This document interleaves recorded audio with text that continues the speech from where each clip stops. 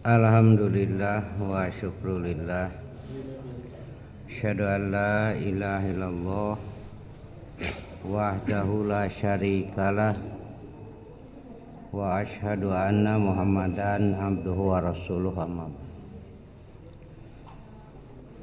Qala Allah ta'ala fil Qur'anil Karim. A'udzu billahi minasy syaithanir rajim. Wa kadzalika ja'alna likulli nabiyyin aduwwa syayatinal insi wal jinni yuhi ba'duhum ila ba'd zuhrufal qawli gurura walau sya'a rabbuka ma fa'alu fadarhum wa ma yaftarun walitasgo ilaihi afidatul ladzina la yu'minuna bil akhirah waliyardauhu waliyaktarifu ma hum muktarifun. Quran surat Al-An'am 112-113. Dan demikianlah kami jadikan bagi tiap-tiap nabi itu musuh, yaitu setan-setan dari jenis manusia dan dari jenis jin. Sebagian mereka membisikkan kepada sebagian yang lain perkataan-perkataan yang indah-indah untuk menipu manusia. Jika Tuhanmu menghendaki, niscaya mereka tidak mengerjakannya, maka tinggalkanlah mereka dan apa yang mereka ada-adakan. Dan juga agar hati kecil orang-orang yang tidak beriman kepada kehidupan akhirat cenderung kepada bisikan itu. Mereka merasa senang kepadanya, dan supaya mereka mengerjakan apa yang mereka kerjakan.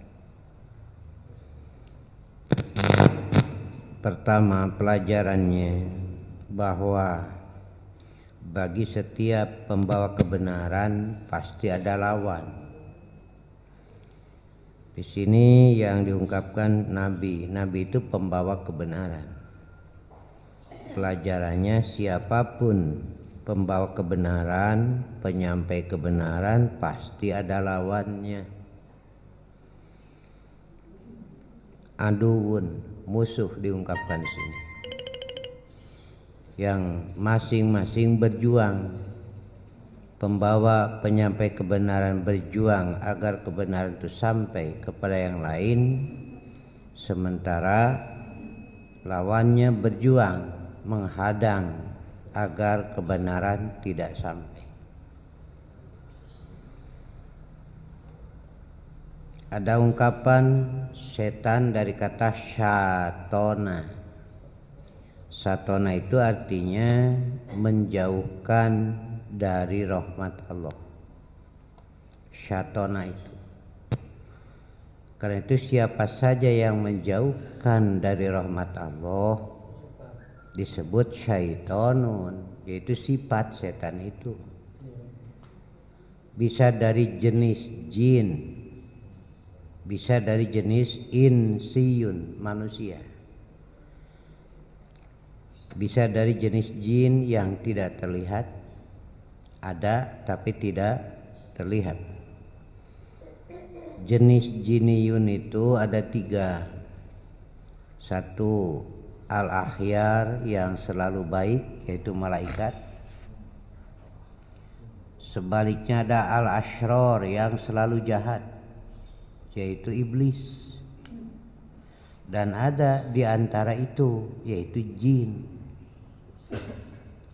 Jadi jin itu termasuk jiniyun. Jin itu asal artinya yang tidak terlihat oleh mata. Jadi kalau ada orang yang mengaku melihat jin itu bohong. bukan juga disebut jin. Jin itu artinya tidak terlihat. Itu tuluy ngaku atau jadi katingali lain jin atuh. Nah gitu ya. Itu banyak kebohongan masalah itu. Itu termasuk makhluk gaib yang Allah tidak dohirkan kecuali kepada Rasul yang diridhoi. Apakah jin suka ada dalam diri kita? Aroreameun jin lagi lah. Rekna naonan aya dina awak jelema.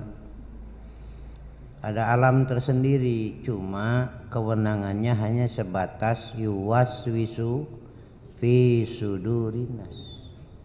Kewenangannya hanya itu. Berbisik, menggoda, itu. Jadi setiap yang menjauhkan orang dari rahmat Allah disebut jin setan, baik dari jenis jin maupun dari jenis manusia. Kalau contoh ini ya, pamannya ibu-ibu menghalangi bapak untuk berinfak.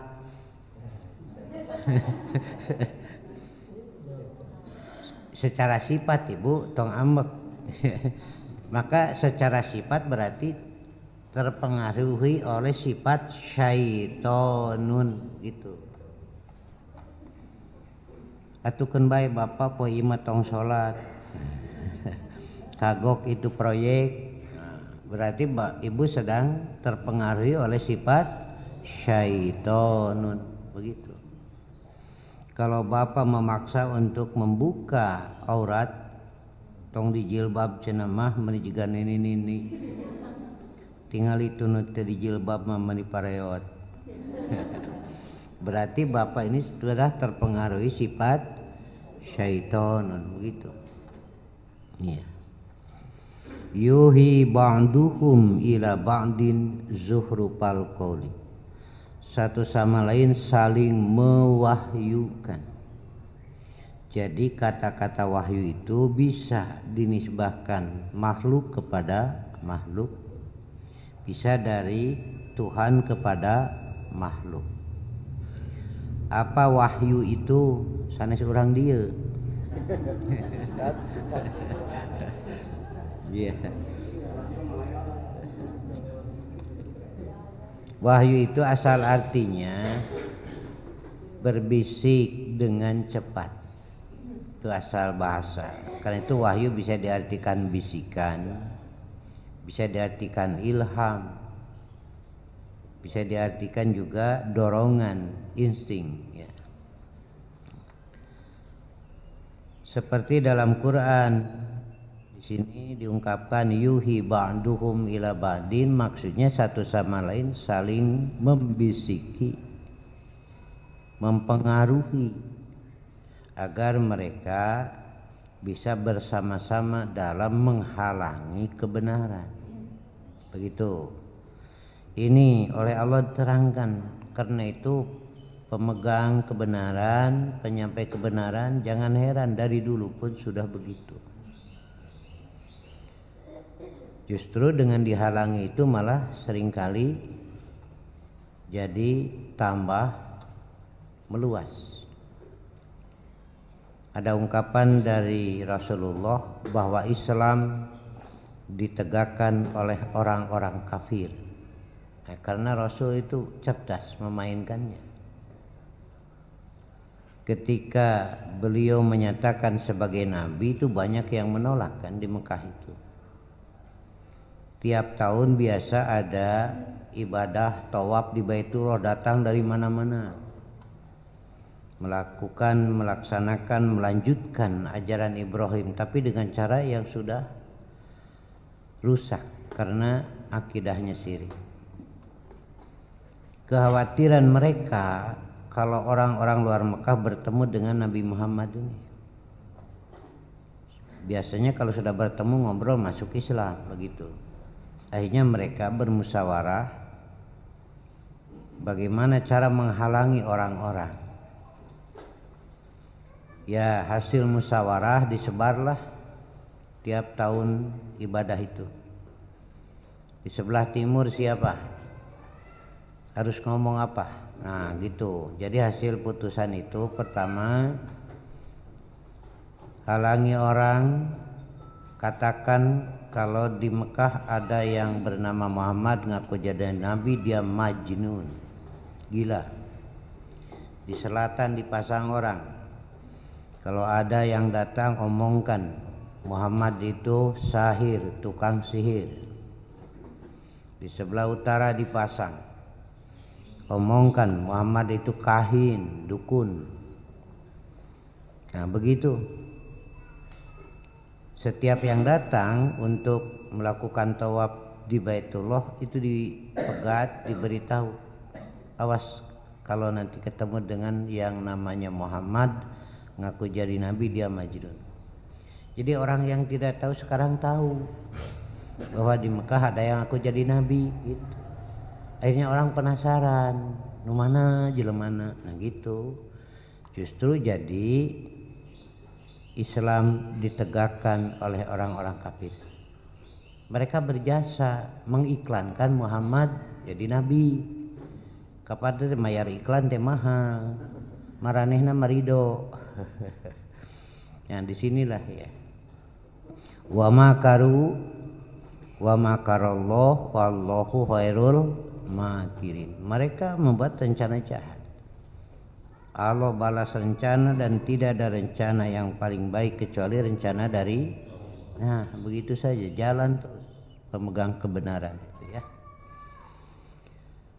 Kemudian juga wahyu itu dari Allah ya kepada binatang ada seperti an-nahl, wa auha rabbuka ilan nahli, dan Tuhanmu mewahyukan kepada an-nahl, lebah, nyiruan, berupa dorongan, insting ini. Kemudian juga ada wahyu diberikan kepada manusia bukan nabi, seperti ibu Nabi Musa. Bisa dilihat dalam surat Al-Qasas yang awal. Wa auha ila ummi Musa an alqihi fil yammi. Nabi ibu Musa itu kebingungan karena waktu itu ada instruksi Firaun, setiap anak laki-laki yang lahir dari kalangan Bani Israil bunuh semua. Karena dari kekhawatiran kursinya ada yang menggulingkan, ada yang menghancurkan kekuasaannya. Dan berdasarkan impian yaitu anak yang lahir dari kalangan Bani Israil. Karena itu instruksi Firaun, babat saja semua, bunuh. Pelajaran berharga ini, ketika orang takut tidak dengan akal yang benar, ketika orang takut tidak dibimbing dengan nurani, tindakannya pasti dolim. Pasti tindakan nanti sabalang bentor cek sunama. Kalau rasa takut tidak dibimbing oleh akal yang sehat, kalau takut tidak dibimbing oleh nurani, itu biasanya melahirkan tindakan membabi buta. Babat saja, tewak, penyara gitu we. Kalau dulu mah eta subversif dulu teman, buka ini mah teu bijilnya eta. Zaman siapa itu dulu? Pokoknya itu kan lahir dari rasa takut gitu ya. Yang tidak dibimbing oleh akal, tidak dibimbing oleh nurani. Rasa takut itu ada modal supaya selamat. Rasa takut itu modal dari Allah, anugerah supaya hati-hati, tapi harus dibimbing nih. Karena seringkali dari rasa takut melahirkan tindakan yang membabi buta. Bakat kusieun pan, teu ngeunah, loba nu nagih salaki dipaehan. Kuno ngoranya itu di berita itu dibunuh sama yang muda. Ini beki sieun we ya, aduh. Yang begitu. Jadi kalau sudah seperti itu biasanya tindakan-tindakan keras yang muncul. Pertama, takut itu mesti dikendalikan oleh akal yang sehat. Kalau dulu belum ada penerangan listrik, banyak kebun-kebun kalau di belakang rumah, tahayul masuk, juri gitu, hantu itu. Kalau berjalannya tidak nampak gitu, gede. Itu yang ada di sini. Pas keluar melalui dapur tak peting-peting reka cai dari luar pancai teh ningali aya anu teu napak badak, oh ini juri gitu. Pasti lari. Ini dulu digunakan. Kalau yang hidup pasti bergerak atau baledog atuh. Kalau tidak bergerak berarti bukan yang hidup. Ternyata bergerak, maju, mundur, tapi tetap di situ. Ah ini bukan. Nah, gitu. Kalau yang hidup bersuara, tapi tidak bersuara, iya mah. Gerakannya tetap di sana. Ah, berarti bukan.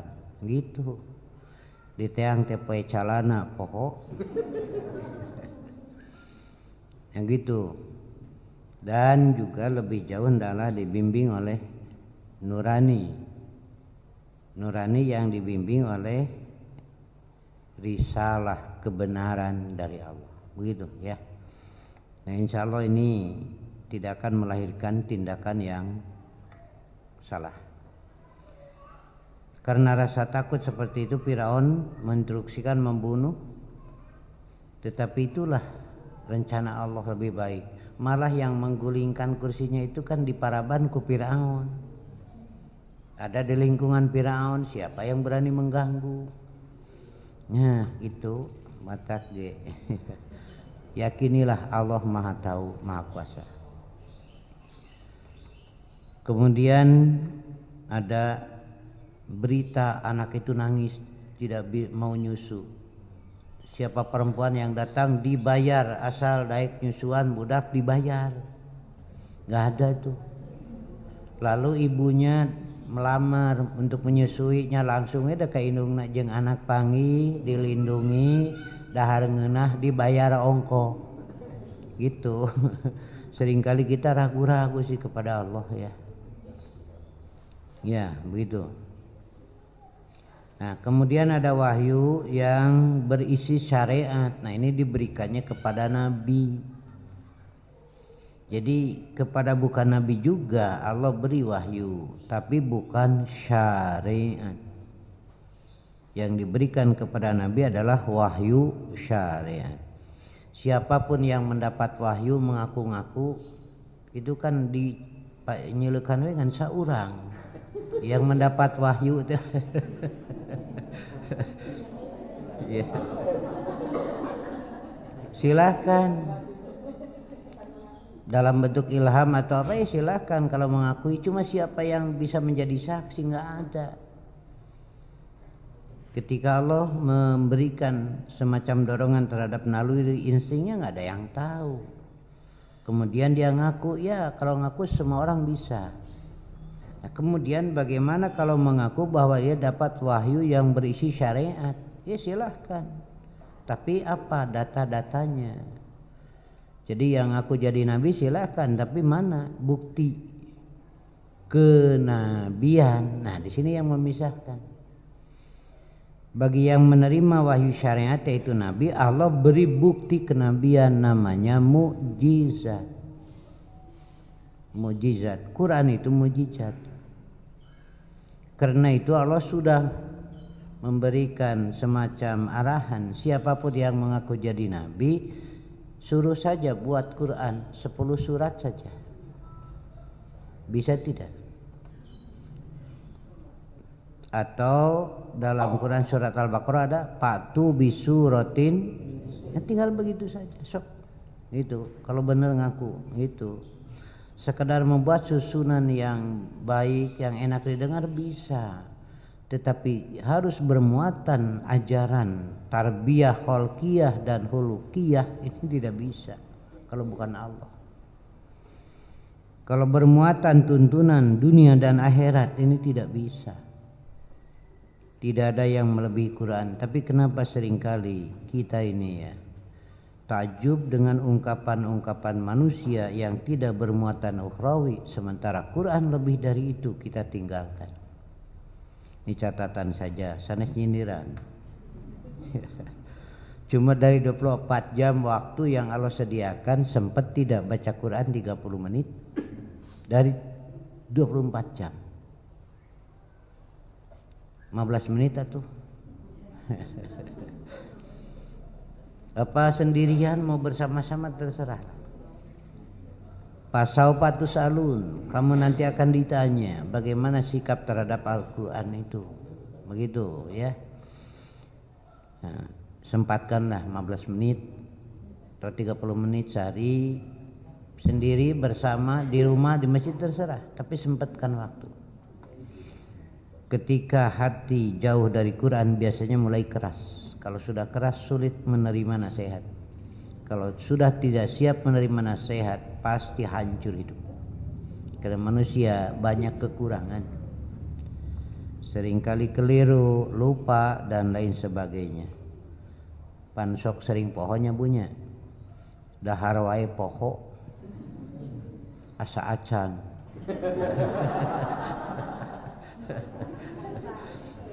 Dasar tukang dahar. Nah begitu.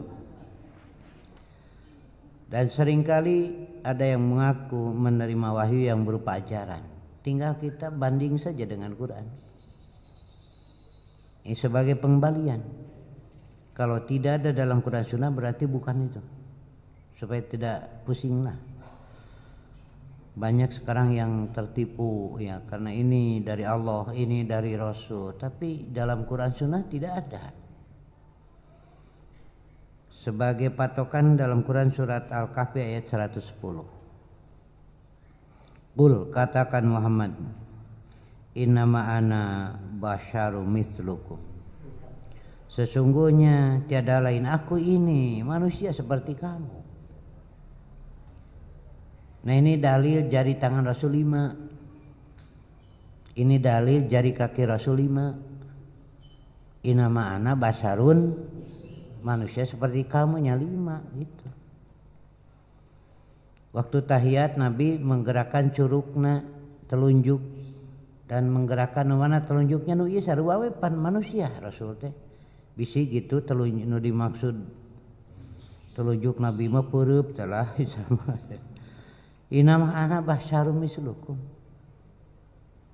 Terlihat oleh sahabat duduknya tahiyat awal, duduk tahiyat akhirnya, bagaimana beliau berisyarat itu manusiawinya.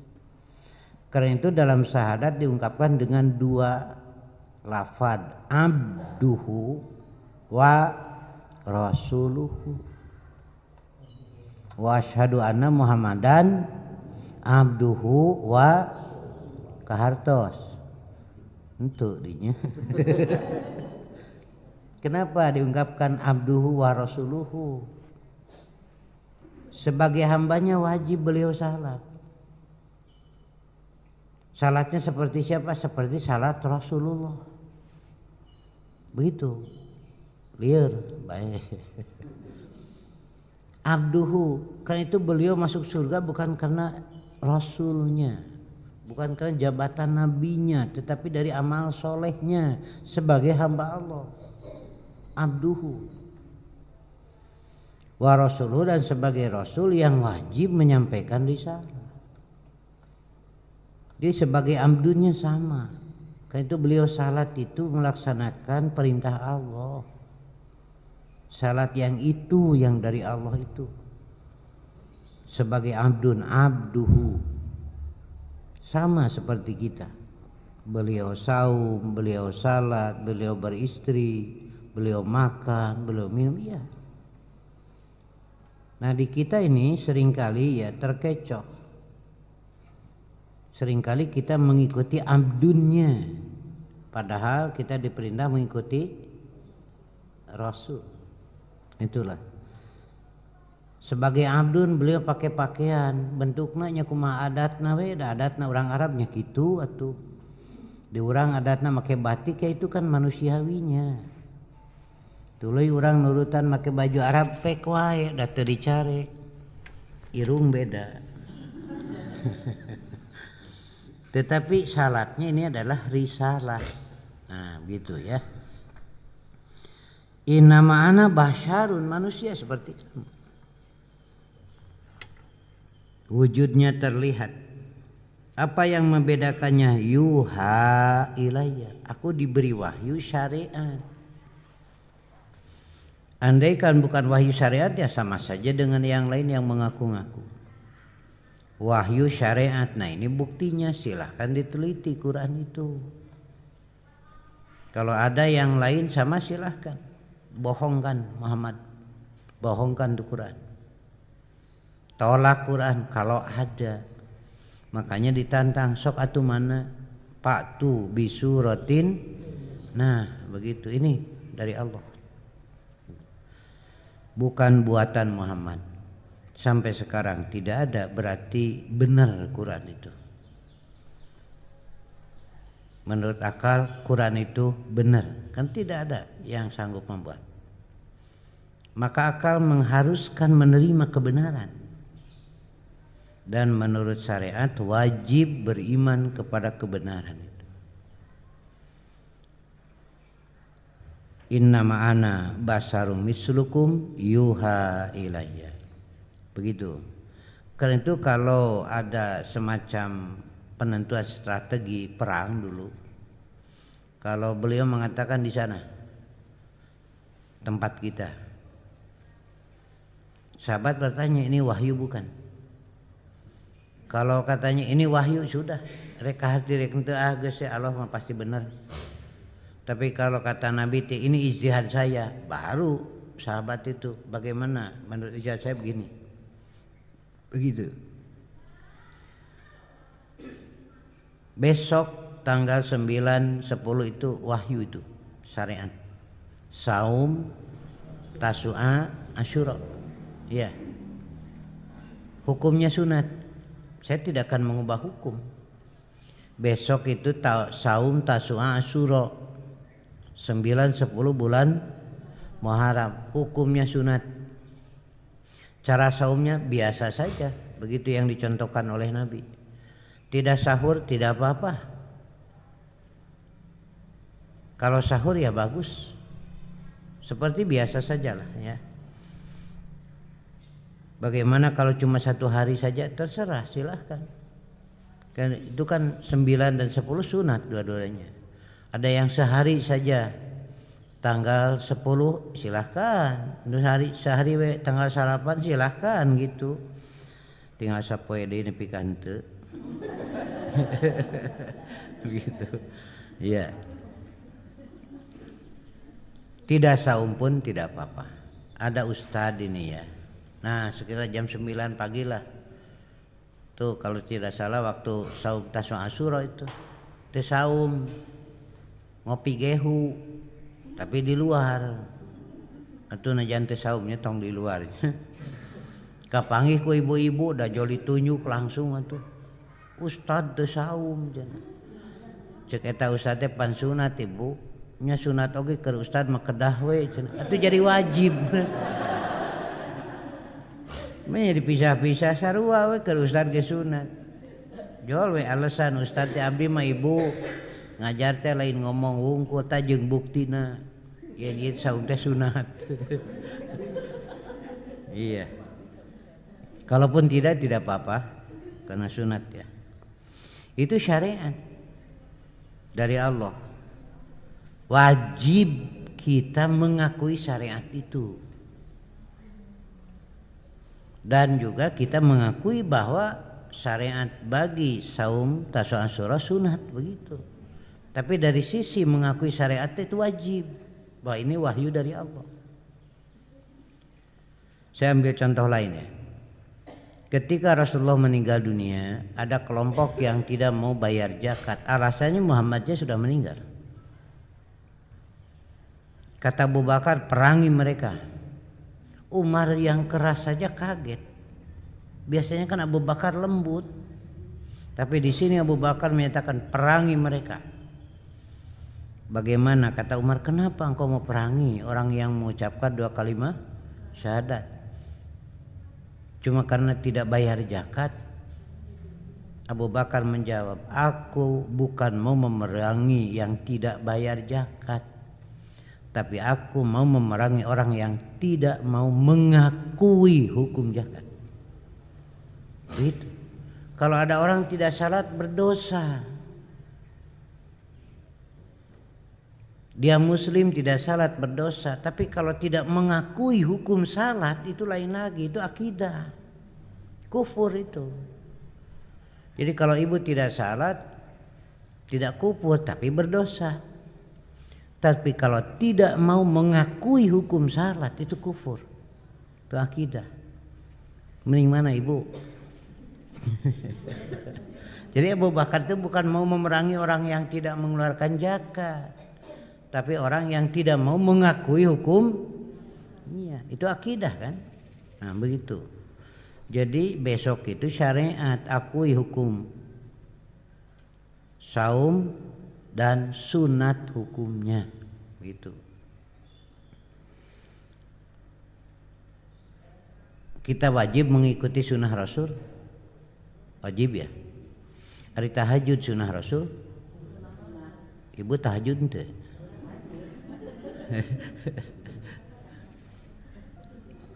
Kita wajib mengikuti sunnah Rasul dan kita mengakui bahwa tahajud menurut sunnah Rasul hukumnya sunat.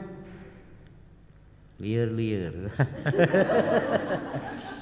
Artinya tidak melakukan tidak berdosa karena menurut sunnah Rasul hukumnya tah gitu bu. Cerdas karena sunat. Ya, silakan besok yang mau saum, yang tidak apa-apa. Tapi kita mengakui bahwa itu adalah syariat. Ya. Tasu'a dan Asyura. Kenapa tidak menyambut 1 Muharram? Kenapa kita tidak menyambut 1 Muharram? Tidak merayakan seperti tahun baru Masehi. Ya. Ada kelompok gabungan mahasiswa yang mau pinjam tempat di Ciganitri, mau menyambut 1 Muharram, merayakan, mau meninggikan syiar Islam. Saya tanya jam berapa mulainya? Jam 10 malam. Ada tausiah dulu, selesai tausiah lalu diungkap dosa-dosa, introspeksi, muhasabah, nangis bersama. Kemudian berdoa dipimpin oleh ustaznya sambil nangis. Saya mah teu kapake da teu bisa mimpin doa bari ceurik teh. Jeung aya ceurik direncanakeun ieu teu kahade. Selesai itu kemudian tahajud berjamaah. Pas tengah malam itu. Saya tanya, Pak tidak salah? Maksud Bapak kenapa? Menyambut 1 Muharram jam 10 malam. Bukankah pergantian tanggal hijriah itu maghrib? Jadi bukan nyambut, tinggalin cingjang. Ya kan pergantian tanggal itu maghrib, kok disambut jam 10? Kalau menyambut jam 10 itu jadi Masehi. Kalau mau jam 4 cingjang, nyambut mah jam 4 sore. Kalau mau nyambut mah jam 4 sore, sok ada tausiah, muhasabah, tuluy tahajud berjamaah. Si bapak mencerah tahajud jam 4, namanya tak gini ngancing ngerti atuh jangan. Enggak lah, pertanyaan dari saya itu apa Rasul begitu caranya? Saya tanya, siapa yang lebih tahu tentang syiar Islam? Rasul atau kita? Rasul. Apa Rasul begitu caranya? Nah, itu Pak, sok mikirlah. Apa bisa menegakkan syiar Islam dengan cara yang tidak Islami? Apalagi ngabring mawa obor. Kita ungkap sejarah. Dulu kerajaan besar yang suka menjajah ada 2. Blok Barat Romawi, itu pusat agama Nasrani. Itu. Blok Timur kerajaan Persia, pusat agama Majusi yang mempertuhankan api. Nah, kerajaan Persia yang besar sekarang menjadi negara Iran, pusat agama Syiah. Jadi kalau umat Islam menyebut 1 Muharram ngabring mawa obor, yang senang siapa?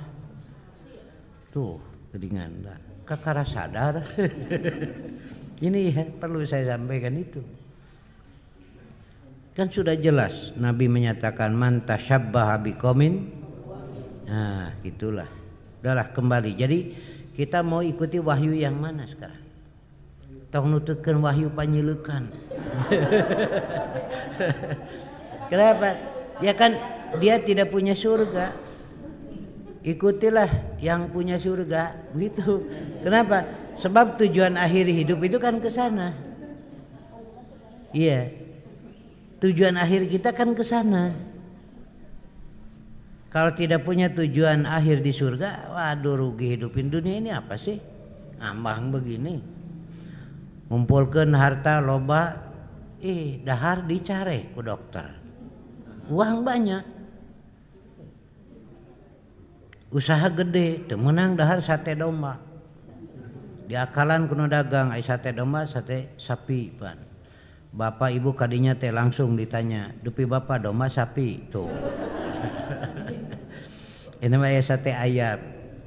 Teu meunang dahar gulai domba, teu meunang dahar peuteuy, teu meunang dahar jengkol. Padahal harta terus bertumpuk. Rezekinya makin kecil, jumlah makin besar, tapi rezeki makin kecil. Tanggung jawabnya besar sebagai pemilik. Teu meunang asin, teu meunang peuteuy, jengkol, sambal, sate domba, gulai teu meunang. Paehan we aing teh. Jadi ini catatan ya. Semua manusia pasti sampai pada titik miskin. Ada yang miskin uang, ada yang miskin kekuatan. Sama tuh akhirnya. Kalau di akhirat tidak masuk surga mah apa? Nah gitu, berat tuh Pak, lebar lah. Karena itu hendaklah kita pikirkan itu ya.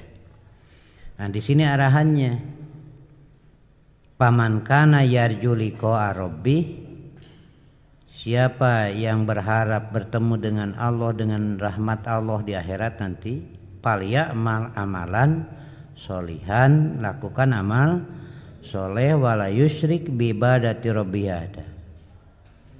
Nah di sini surat ini pertama dasar yaitu tauhid, innama ilahukum ilahun, kemudian tujuan akhirat. Setelah jelas tujuan baru kita bikin program kerja, langkah kerja supaya sampai ke tujuan itu. Ini sudah disiapkan oleh Allah. Ini dasarnya, tujuannya surga, ini langkah-langkahnya. Begitu. Ikutilah wahyu dari Allah, ikutilah Rasulullah sallallahu alaihi wasallam. Sudah jelas sekarang. Ketika berbeda dengan apa yang diwahyukan Allah, berbeda dengan risalah yang disampaikan oleh Rasul, tidak akan sampai ke surga. Ke surga tenepi di dunia riweuh itu. Sebab di dunia mah orang berbangga dari kelemahan kan. Orang itu merasa hebat dari kelemahannya. Teta sakapeung meseri we. Ngagugu hawa nafsu, sakitu geus teu bisa leumpang geura. Da satruk ngeureunannya teu ngeunah ambek panu kitu mah gede ambek. Mana cenah badog kadek ku aing. Bari ge leumpang geus teu bisa. Ka icuna teh kadi cenah akuat abah, urang kadek cenah jelema kitu mah. Aduh ampun. Kan bae teh ka harti bae kitulah. Ya, inilah duniawi namanya. Karena itu kalau kita tidak selamat di akhirat, rugi sekali. Ini jalannya. Kedua, dengan syariat dari Allah itulah jalan jelas. Karena syariat itu asal artinya kan jalan. Lalu diartikan, aturan Allah diartikan syariat, disebut syariat. Aturan Islam disebut syariat. Padahal arti asalnya syariat itu jalan. Syari itu jalan raya. Kalau di Mekah ada syari Umar bin Khattab, syari Abu Bakar, jalan Abu Bakar begitu. Jalan itu sarana sampai kepada tujuan. Salah jalan tersesat. Kalau mau ke akhirat ke surga ini jalannya. Syariat itu adalah jalan sampai kepada tujuan yang sebenarnya. Kemudian syariat itu dalam arti jalan menuju air. Sedangkan air diantara fungsinya menghidupkan jasad. Itu kan air sangat penting dalam kehidupan.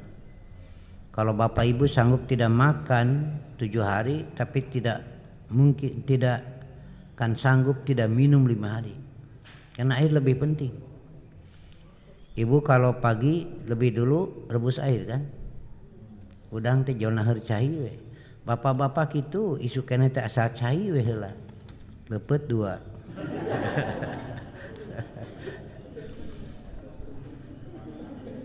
Aturan Allah syariat ini disebut apa? Aturan Allah disebut syariat karena diantara fungsinya menghidupkan jiwa manusia. Kalau pemimpin menjauhkan rakyatnya dari Quran, maka ini akan tersesat dan jiwanya mati. Kalau jiwa rakyatnya sudah tidak hidup secara hakiki, pasti capek ngurus deh. Nah, ada ngurus apa? Kalau jiwanya hidup bukan ngurus, mimpin. Karena itu bapak jaga agar istri itu hidup jiwanya, anak itu hidup jiwanya, muharipuh pak dan mimpin. Memimpin yang hidup. Ari nu maot mah lain mimpin, ngurus. Jadi lamun bapak niatna ngurus anak pamajikan pasti ripuh. Memimpin pak, jiwanya hidup, yang hidup bisa mendengar, yang hidup bisa melihat, yang hidup bisa berpikir, itu. Jadi teribuh. Nah karena itu kalau pemimpin bangsa ini menjauhkan rakyat dari Quran, berarti dibiarkan jiwanya mati. Ya secara majazi ini. Karena itu capek. Tingali Presiden Jokowi begang. Pusing, capek. Kenapa? Ngurus. Tapi kalau hidup jiwanya, kabinetnya hidup jiwanya dan seterusnya, tidak terlalu sulit ini. Kenapa? Karena memahami. Yang hidup itu bisa melihat, yang hidup bisa mendengar, yang hidup bisa berpikir. Yang didengar itu kan diolah, lalu dibuat kesimpulan iya atau tidak, gitu. Makanya tidak akan ada yang hidup itu istilahnya apa? Iya tanpa iya paham. Wah, kan didik begitu dalam Quran. Jangan kamu ikuti kalau kamu belum tahu, gitu kan? Wala taqfu ma laisa laka bihi. Nah, gitu. Hidupkanlah. Di keluarga kita terus berusaha agar hidup jiwanya. Ari geus hirup mah Pak ngarti itu mau loba amek-amekan ibu. Hayu we nyarekan budak. Ngejeuna karena belum hidup. Anak ibu harus paham. Nitah meuli pecin ka budak ka warung usia 4 tahun. Di daguan teh teu datang-datang disusul keur ngopi kurupuk. Kenapa? Karena di anak belum ada, belum tertasawur apa pecin itu. Nah begitu. Karena itu bukan salah anak tapi salah ibu. 3 tahun teu naik-naik. Akhirnya rapat guru memutuskan taikeun we. Geus bosan ningali beungeutna. Sepakat we taikeun. Tapi ada usul seorang guru teh, ya jangan begitu saja, cara naik bere pertanyaan hiji we lah. Tuh, ya sepakat, panggil budakna, ku guru eta teh. Mane naik, tapi jawab ya pertanyaan hiji we. Siapa yang menandatangani teks proklamasi? Itu. Anak itu bilang, duka teru maos Nabi.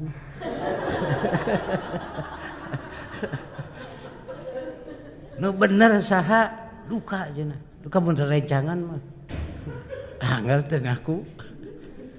Akhirnya orang tuanya bilang, "Kene Pak Guru ku abdi urang tanya di imah." Besoknya orang tuanya lapor, "Anggar ku abdi teu ngaku." Sakitu geus diteungeulan. Jadi itu nu bodoh teh saha? Guru. Murid atau kolotna bas harus ada belegu gabe. Apa mau seperti itu kita mewujudkan generasi yang akan datang? Ini tanggung jawab siapa ini? Gitu Pak. 1 itu Pak. 2. Ada seorang gubernur membuat taman. Karena sibuk tidak Jumat. Di khotib Jumat bacakan ayat Quran. Itu dalam surat apa?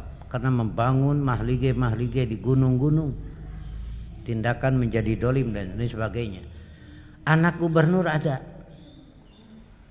anak gubernur paham ya ka bapak aing cenah ngomong teh. Nah, itu dilaporkan kepada gubernur, Pak pecat cenah khotib teh tah, tong dipake deui. Sudah berani mengkritik bapak di muka umum. Bagaimana kata gubernur itu? Justru ini Bapak itu berterima kasih. Moal Bapak salah ada yang mengingatkan. Nu kieu nu kudu dikukut mah gitu. Karena yang begini biasanya dilepas, akhirnya yang ada itu hanya orang-orang yang tidak hidup jiwanya, yang iya saja. Mau bagaimana ini? Nah gitu ya. Ini gambaran saja, Bu. Panci dibebetkeun. Gomreng. Budak didegungkeun. Umur 5 tahun nyaho naon. Ka budak teh ngarti henteu bieu sora panci tarik. Bapaknya cicing we yang harapan kopi. Atuh budak stres. Kenapa? Karena belum tahu kenapa begini, belum paham. Degungkeun deui pan sira budak teh mata kudu sakola ngarah ngarti hirup mah. Budak teh beuki olohok we. Tungtungna mah pok we pan, mata tong kana kopi wae jadi belet hirup teh. Ngadok ke duit bapana tuna na meja jempe dasar matre gitu. Inilah ya dalam kehidupan ini ya. Jadi kita berusaha, Quran itu berusaha menghidupkan jiwa manusia. Umar bin Khattab yang mati tindakannya kasar, membunuh, berzina, mencuri, dihidupkan jiwanya. Setelah hidup tahu apa yang mesti dilakukan.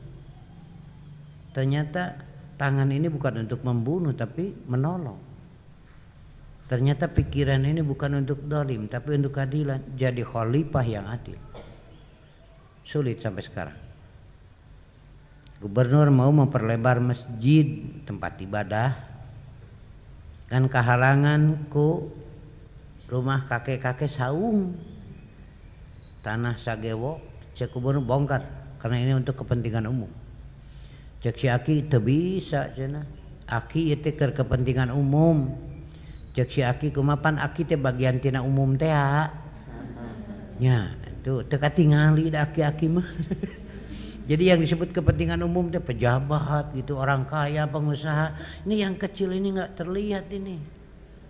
Cek si Aki kan Aki bagian dari umum yang harus diperhatikan. Teu bisa cenah.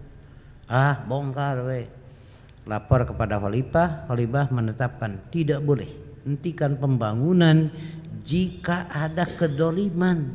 Bukan tidak boleh memperluas, tetapi jangan ada itu saja. Kata gubernur ki moal geus nah dicari ku khalifah. Kumaha cek si Aki nya sok bongkar cenah atuh.